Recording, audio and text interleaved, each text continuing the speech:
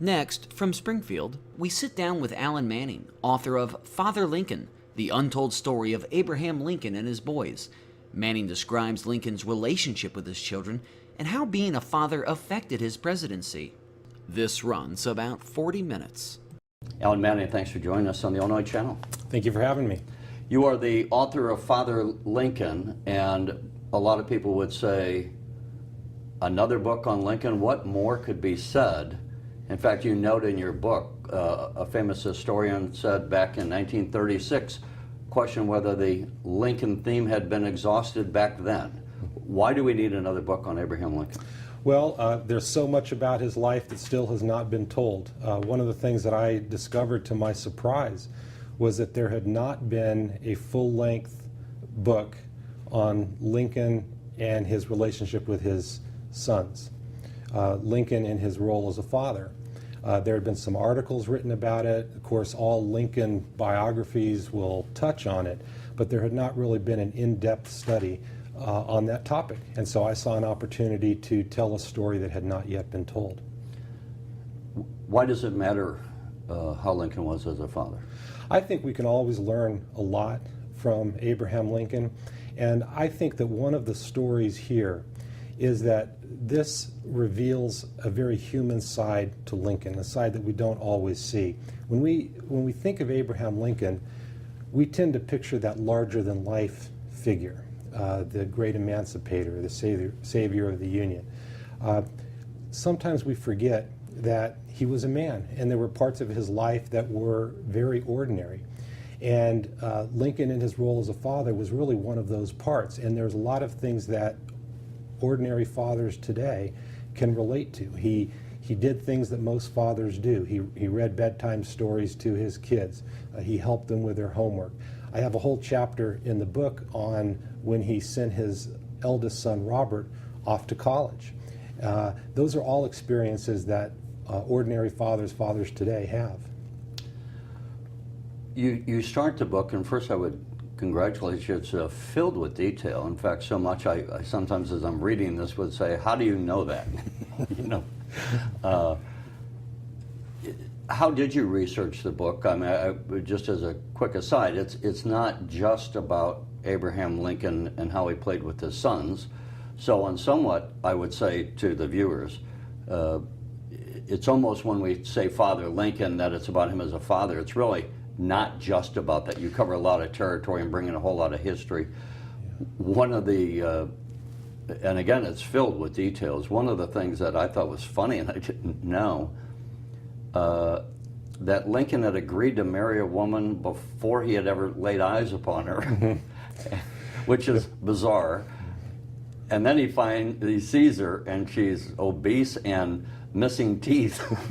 Right, and he felt trapped, and he wasn't sure how to get out of it, and he finally was just resigned to fulfilling a promise that he had made to marry her, and she ended up dumping him, and in a way he was mortified. He was sort of, as I think I said in the book, he was half relieved and half mortified, relieved that he was out of the obligation to marry her, but mortified at the fact that this woman would actually dump him. Yeah, how bad am I, right? Yeah, yeah. But no, it's... what was it just customary? I mean, no one would think of doing that. Or is it a sign of how, was he so naive at a younger age that he would do that? Well, he was getting into his late 20s, which at that time was a little bit old to still be unmarried. A single guy. Uh-huh. And so he had a friend, a woman friend, who had, I think it was a sister, and he had met her once before, many years earlier. He didn't have a detailed recollection of her, but thought, well, she's okay. And so the sister sent for her to come on the condition that Lincoln would marry her.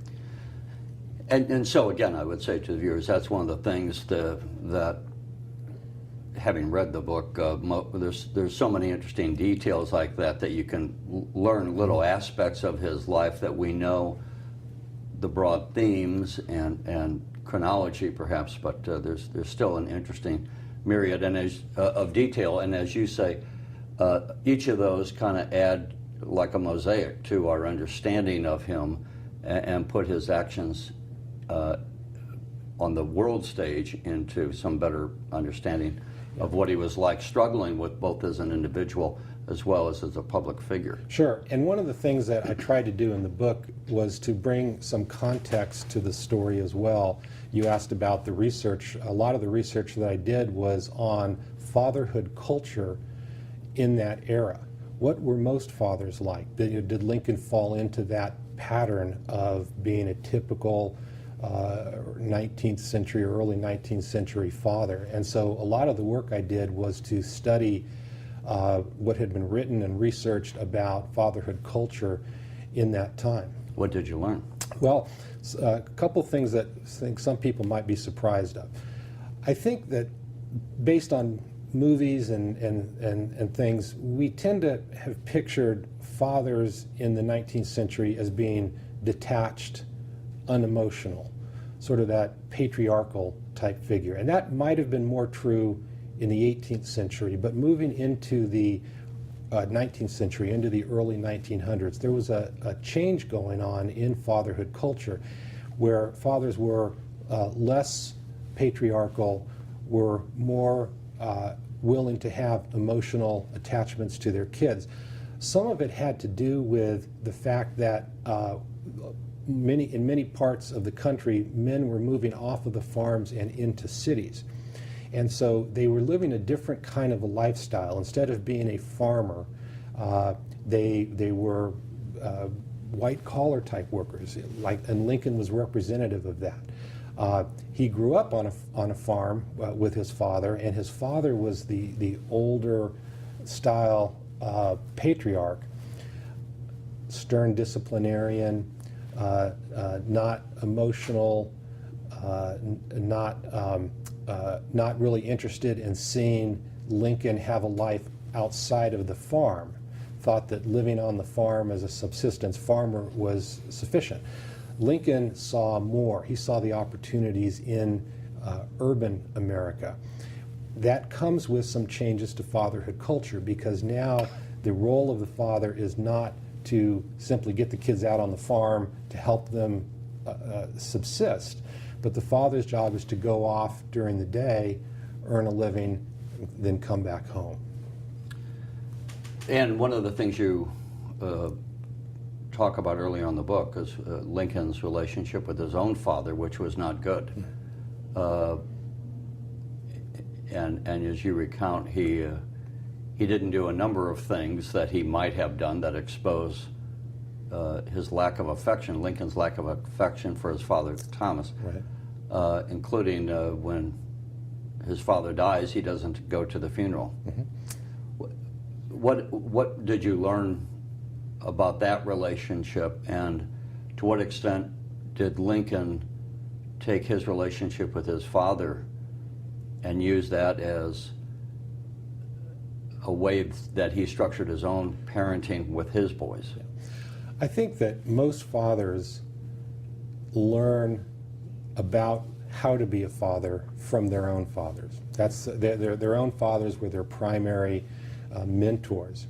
And I think that most fathers try to take what they thought their fathers did well and repeat that, and take what they think their fathers didn't do so well and then do something different. And that was really Lincoln's experience. He, for the most part, had a very difficult relationship with his father, and I think didn't think his father was a good father. And so in his own parenting, for the most part, he tried to really do things differently. Thomas was a very stern disciplinarian. Lincoln was very lax. Thomas had put no emphasis on education. Lincoln saw to it that at least Robert and Willie got an education. Robert, of course, went on to college. Willie passed away when he was very young. But at the same time, there were some struggles where he perhaps wanted to break free, but perhaps couldn't. With Tad's education, he was a little more lax with Tad than with the other two boys, perhaps reflecting a difficulty tearing away from his own father's lack of emphasis on education. And so there are examples where he struggles a little bit. I talk a little bit in the book about favoritism. You know, one of the things that Lincoln always felt was that Thomas's favorite was Lincoln's stepbrother, John Johnston. And you know, I think it's always hurtful to a child if you think that one of your parents favors one of your other siblings. And Lincoln felt that with Johnston, and yet Lincoln. Many people said that Lincoln had a favorite child in Willie. So there were things that Robert did or things that Thomas had done that Lincoln repeated. And let me lay the foundation that for the viewers, in case they don't know. So Lincoln and Mary, his wife, had 4 boys together. Robert, Eddie, Willie, and Ted. And of the 4, they lost 2 of them while Lincoln was living. Right. The first was Eddie, who passed away at the age of 4, I believe, while they were living here in Springfield. Correct. What impact did that? Now, back then, of course, we didn't have antibiotics, and it was not unusual for parents to lose a child, right. Which might have been, I wondered about, one of the reasons why men were maybe a little more detached, because it was almost expected that you were going to lose right. a child at some point. When Eddie died, and he was, I believe, the second, Robert was the first, right. What impact did that have on Lincoln and his life? Yeah, I think this is one of the extraordinary things in this story is that what you said is true. The infant mortality rate at that time was very high, and parents were really taught in the culture coming out of the 18th century into the 19th century. The culture was to try to not grieve, to simply accept the death of a child and to move on. And the Lincolns, both of them really, were part of a changing culture that would really openly grieve at the loss of a child. And in Eddie's case, there were a couple of impacts on Lincoln. One was it was a big milestone in his faith journey. Lincoln began, after Eddie's death, to read the Bible more. He tended to invoke God's name more in his speeches. Lincoln's religion is a subject of some controversy. It's still being written on today, and there are some people who say, well, he wasn't a Christian or he was a deist. But certainly in Eddie's death, Lincoln turned to God for comfort, and really I think it was one of the first steps in a faith journey that would really continue for the rest of his life. So that was certainly one impact. The other thing was, I think it showed a resilience on Lincoln's part in that as tragic as it is to lose a child, of course, one of the things that the parents have to do is go on. And Lincoln had a responsibility to his family. He needed to continue to support them. And so despite his grieving, he had to go back to work, and he did. In fact, I think you would say that he didn't just go back to work, but that he used work in addition to reading the Bible and considering is there a God, and he used his work as a distraction from his grief. Right. No, there's no doubt about it. I think one of the themes that runs throughout the book is... Which to join, so he used his work as a distraction from grief, and that therefore, of course, because he worked harder at his career, elevated him further in the legal, over Correct. time, in the legal field, and became his reputation among the legal community, and therefore some of the more powerful and influential people in the city grew, right? Correct, yeah, and I think one of the themes that really runs throughout the book is that it's a story about Lincoln, but it's a story about fatherhood, and it's a story about someone who has a busy career, a career that they love, and how they balance that career with their roles and responsibilities as a father. And we see that in the story of Eddie's death, of Lincoln grieving at the loss. And it was a very deep grief that he experienced, but still having to go on and continue to build his career. Later on, of course, Lincoln's elected president. And this is where I have often wondered myself. Here, Lincoln fighting the Civil War, which would have been among the most challenging of any presidencies, with the, I guess, possible exception of maybe FDR fighting World War II in both cases, but to have that on your shoulders, and then while he is president, he loses another son, and arguably that was his favorite. Yeah, yeah. So as you said, the oldest was Robert, then Eddie was born, and then Eddie passed away. Shortly after Eddie passed away, Mary got pregnant again, had Willie and Tad. Now, right about the time Lincoln got elected president, Robert went off to college. He went off to Harvard. So when Lincoln entered the White House, he only took Willie and Tad with him. And Willie, about a year after Lincoln became president, Willie contracted what was described at the time as bilious fever. It's really a form of typhoid, and they think he got it from playing in the swamps around Washington. And after a brief illness, he passed away. And so Lincoln had that to deal with. So he had about a year where he had the two boys in the White House, and I go into a lot of detail about their various antics around the White House, and they would barge into cabinet meetings and so forth. And then after Willie passed away, now it was just Tad with him in the White House, and really Lincoln became Tad's best friend at that point. But it is a remarkable story that he was able to have that close relationship with Tad while being president during this very tumultuous time. And I've always just thought, that how does one go on? It's hard enough when you lose a child, but to be president, and as you said earlier, he had to go on as a father. Here he had to go on as president. He didn't have time to take himself out in his grief as president and, take some time off. That wasn't an option. Yeah, there was about a 1 or 2 week period right after Willie's death where Lincoln was very distracted.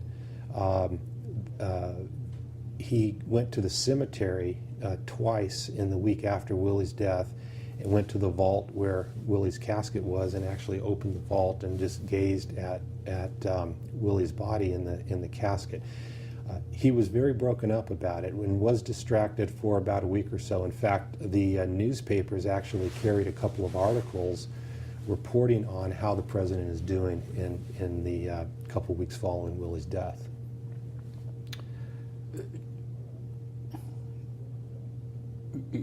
To what extent did Lincoln's relationship and having kids, he was one of the first presidents in quite some time to have children.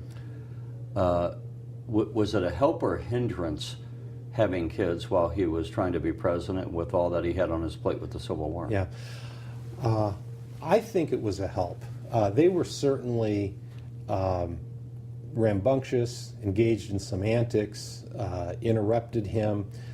They got on the nerves of some of his cabinet members and some of the White House staff. And in that way, it was very different than really almost all of the presidents that had come before. Most of the presidents who had come before him, they had kids, but they were grown by the time they had entered the White House.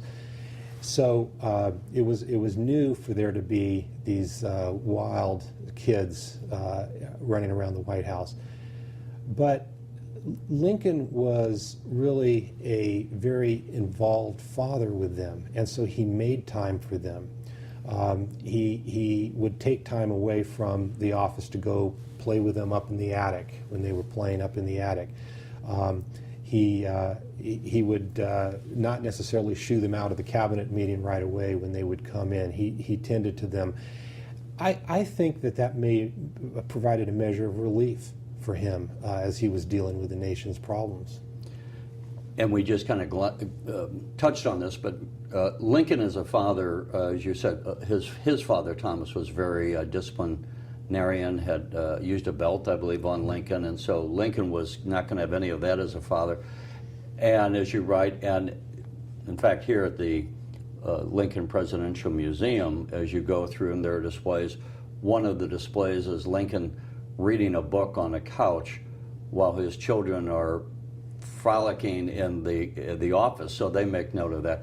And that happened even as he was here as a lawyer with the Herndon Law Firm or Lincoln Herndon, Yeah. that whether it was they would be They drove just- Herndon just- crazy. Yeah. playing, and he would let them go, and so he did that even when he was president. Yeah, he And, did. And in fact, one story I talk about in there is he took Tad one time over to the telegraph office, which was a short walk from the White House, to get the latest dispatches from the war.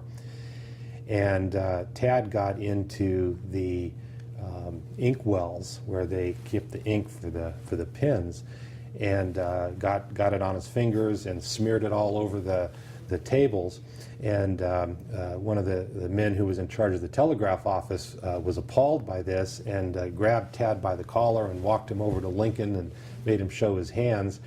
And instead of chastising Tad for making such a mess, Lincoln just said, "Come on, Tad, let's go back home.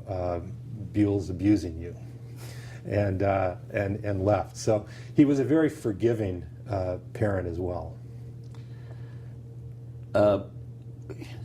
When Willie died, Willie was 11 years old. Tad was just how old? He would have been about 9. And how did Lincoln's relationship with Tad? What was his relationship with Tad after Willie's death? Yeah, they really became very, very close. They were close, but even closer. And part of it was for this reason. When the Lincolns first arrived at the White House, there was a couple in town that had 2 boys that were about the same age. This was Horatio Taft, who worked in the patent office. And Willie and Tad became really good friends with these 2 boys. And they did a lot of things together. Those boys would spend the night at the White House sometimes. They would even attend some of the functions. When Willie died, Mary was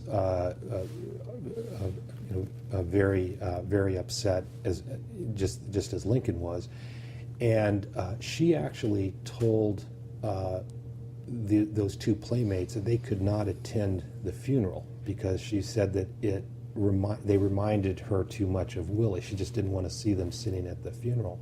It turns out Mary herself didn't go to the funeral. She was too upset to go. But after the funeral, when now it was just Tad, Mary essentially banned those 2 young boys from the White House. She just thought they reminded her too much of Willie. So Tad lost his 2 playmates. And so Lincoln really became his primary playmate, and so they tended to spend more time together. And even some of the White House staff and Lincoln's cabinet secretaries who used to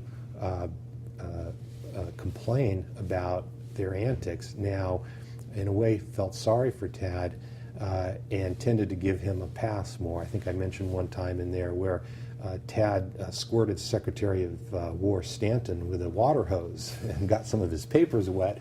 And if you know or read about Stanton's personality, ordinarily that would have caused quite a blow up. But instead, Stanton took it in good humor. And I would think that Tad was some relief to Lincoln, who had all kinds of pressure, of course. And his relationship with Mary was not one that he necessarily found solace in her company. Often she was just a cause for more angst. Sure.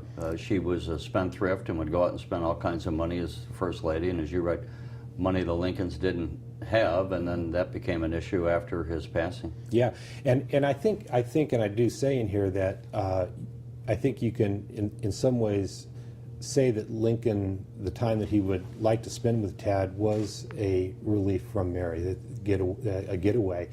And in fact, one of the trips that they took together toward the end of the book was when Lincoln and Tad went down to Richmond. That was without Mary, and so they would spend a few days together, just father and son. And he would take them out to visit the troops, and he would take them on walks. What kind of things on that topic? What things did Lincoln do with the boys over the years? Did he take them fishing? Did he play games with them? You know, what did he do in his downtime when he was spending time with the boys? Yeah. One of the things that I talk about, you had earlier used the word frolic, and frolic was it's a term that's not so much used anymore, but in the 19th century was used quite frequently, and it was really referring to getting down on the floor and rolling around and playing, romping, and it was a sign of closeness between a father and their children, and Lincoln did that. He did that both in Springfield and in the White House. So he did things like that. He did play games with them. He brought them to the office, as he said, and I think that's one of the great parts of Lincoln's life as a father, is that he was able to show his children what he did at the office. So he did that. He did not take them hunting. I make the point in the book that hunting was something that never interested Lincoln. I don't think I found any evidence that he took them fishing. He might have, but I didn't mention that anywhere in the book. But he would take them sometimes on official duties, again, to review troops sometimes. He took Robert out several times. Robert, he actually sent on as a sort of an official representative of the government a couple of times. He sent him as a representative at a funeral, for example, when Robert was in college. So he involved the kids in his career some. Now, Robert was the first, and ironically, he was the only boy to reach full manhood. Tad ends up dying after Lincoln's passing. Right. And what was he, about 18? He was about 18. And what did he die of? Without autopsies, they don't know for sure, but they think it was some type of a lung disease. There's been some recent writings that it might have been something else, some form of a cancer, but historically it's been just considered some type of a lung disease. And on one hand, this is indirectly, the fact that only one of his four boys lived to full manhood was that there are no descendants of Abraham Lincoln still living. That's right. I think the last died in the mid-1980s. Yes. Robert, who did live to adulthood, had, I believe, 2 children, but his only boy died at the age of 16. And then his daughter did live to adulthood, had a couple of kids, but those kids, I believe, did not have children, and the last one of them died, I think you said, in the 1980s. There's some question of Lincoln's, sometimes when someone becomes a father, they have to, feel their way. They're new to the job, so to speak, and their relationship with their firstborn is different than the third or fourth one, and often they're more forgiving of the later children because they've kind of realized the error of their ways, maybe being too strict. What was Lincoln's relationship with Robert? Yeah. Who ended up, by the way, becoming a very successful executive, I think a railroad executive, and his mansion is still in Vermont. Vermont, yeah. First, I will say that there's somewhat less information out there on Robert's younger years, and in part it's because, of course, Lincoln wasn't famous when Robert was young, and so there's fewer observations of Lincoln and Robert. Also, when Robert was young is when Lincoln tended to be away from home quite a bit. He was out riding the circuit, as many lawyers did back then. And so Robert probably saw less of Lincoln than the younger boys did. But I try to make the argument in the book that they still had a very close relationship, and I document the times that they were together, the things that Lincoln did to help Robert in school. As I mentioned, the chapter on him sending him off to college, and it was not the case where he just simply sent Robert off and that was it. He went and visited him on the East Coast just before he ran for president. And they had several days together, and they traveled around and spent a lot of time in Robert's room, talking. They went to church together. And so I think a lot of people have concluded that Lincoln and Robert didn't have a close relationship, but I really try to show otherwise. And part of part of that conclusion that others have had is based on some of Robert's own words.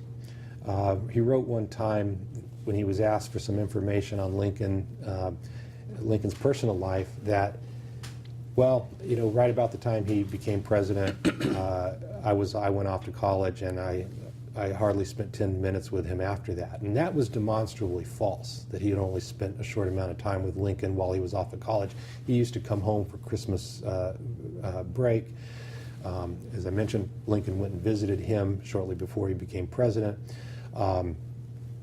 He consulted with Robert on matters of the war. Robert would send in requests for a friend would like this appointment or that appointment. They had a lot of communication with each other. There was the whole question of whether Robert should join the Army, and Lincoln and Mary at first didn't want him to because they'd already lost 2 boys at that time. Eventually, Lincoln allowed him to join, arranged for him to be on Grant's staff. And so there's really a lot of information out there, particularly in the later years, where Lincoln and Robert, I think, were very close. In the, you know, I wonder, I don't know if you have, this is maybe reaching to ask you something that you may not know, but is there any indication to say, because on one hand, what I'm getting at is, how did Lincoln, being a father, influence his presidency? Now, here he's fighting the Civil War, tens of thousands, hundreds of thousands and thousands on a regular basis of young men who were Robert's age, were dying, and here Lincoln knew the grief of losing sons. Right. Did that have any bearing on him? Did it add to his woes and his emotional burden that he had to carry as president, and make him certainly not less? I would have thought it would not make him less caring about those losses, but more.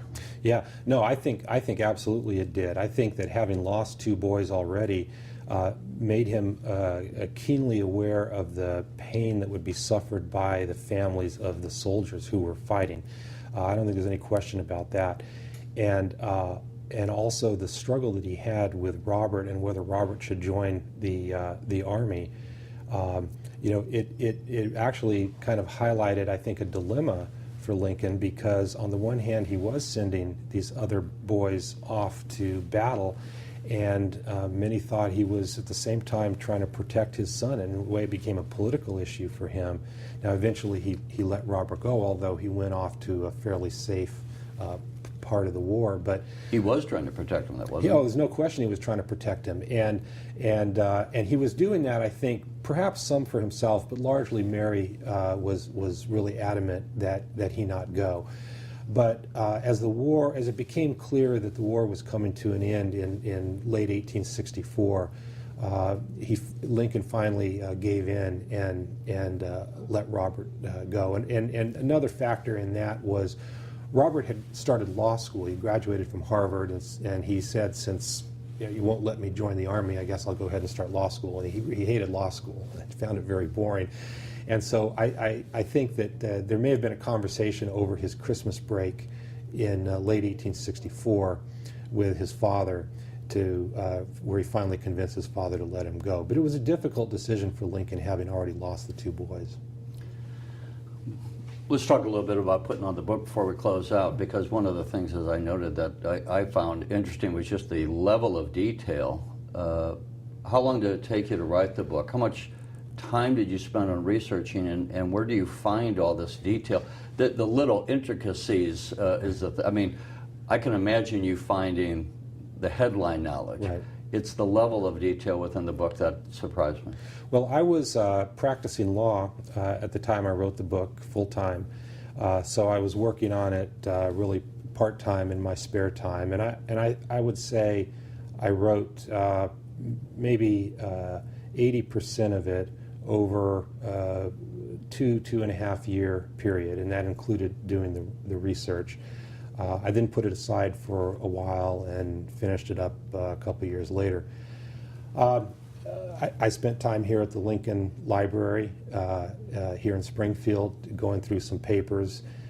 things that had never been published before. One of the, I think, neat things that I found were some letters that were written by Lincoln's neighbors in Springfield, not letters to the Lincolns, but letters to other family members that contained observations on the Lincoln family, and that gave a real insight into the lives of the Lincoln family while they were back here in Springfield.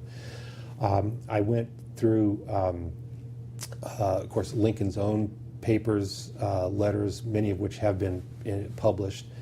I went through letters, diaries of people close to Lincoln, his cabinet members, looking for observations that they had on Lincoln as a father. Newspapers that were relevant at the time, some of which, particularly when he was president, would occasionally contain references to the kids and things that the kids were doing. But it also helped me place Lincoln. I was able to chronicle how much was he away from home, how much time was he home, the trip from Springfield to Washington, D.C., which Robert accompanied him on. All of that stuff, a lot of that can be found in newspapers of the time. I found things in libraries and archives really all over the country. And one of the great things today with the internet is that if there's a letter in an obscure library somewhere, I don't necessarily have to go there. I can email them, they can copy it for me and send it to me. So that was a big help. Is there a source of documents out there that you can look through to then contact a library and say, hey, I want to see that letter? Yeah, I might find a reference to that letter in someone else's work. And I acknowledge in the book, I think one of the